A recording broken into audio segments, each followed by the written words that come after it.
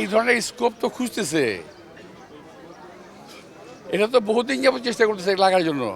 কে লাগবে ওর সময় খামাখা, কি দরকার? প্রয়োজন নাই তো। আমার কোনো ঝগড়া করার প্রয়োজন আছে? আমার ঝগড়ার রেকর্ড আছে। আমি বহুদিন এর আগে ইলেকশন করি, ফ্রম 1977, আজকে থেকে না। আমার কোনো রেকর্ড নাই যে কোনো প্রতিপক্ষের সঙ্গে আমার কখনো সংঘর্ষ হয়েছে কিংবা ঝগড়া হয়েছে, that is no record. So যারা করতেছে উদ্দেশ্যমূলক, ওদের কিছু ভিন্নতর উদ্দেশ্য আছে। এই উদ্দেশ্যের জন্য এরা করতেছে এটা। এখানে আমি জানিও না কিছু, আমার তো যাওয়ার কথা 5টার সময় বিকেল ওখানে।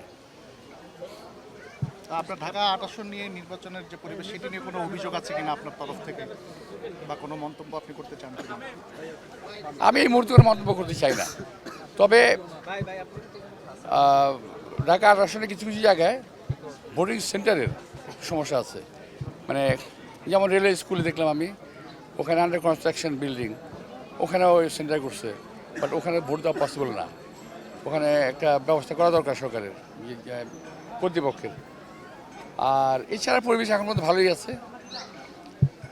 যদি কেউ এটা ঘোরাঘুরি করতে না চায় তাহলে পরিবেশ ভালো আছে আল্লাহর মতো। আপনি তো ভোটারদের দ্বারে দ্বারে যাচ্ছেন, ভোটাররা কেমন প্রতিক্রিয়া দেখাচ্ছে বা তারা কি বলছে? আমার সঙ্গে থাকেন, বুঝতে পারবেন।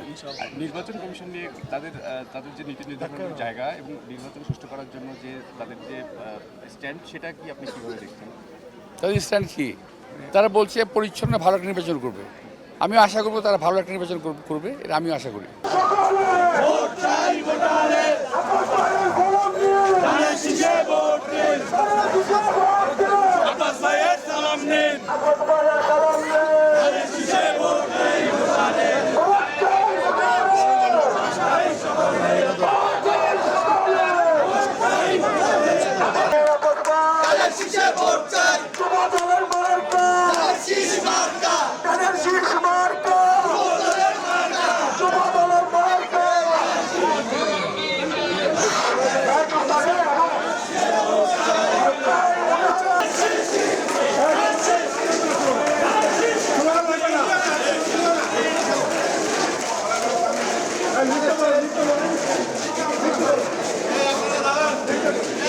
Thank you.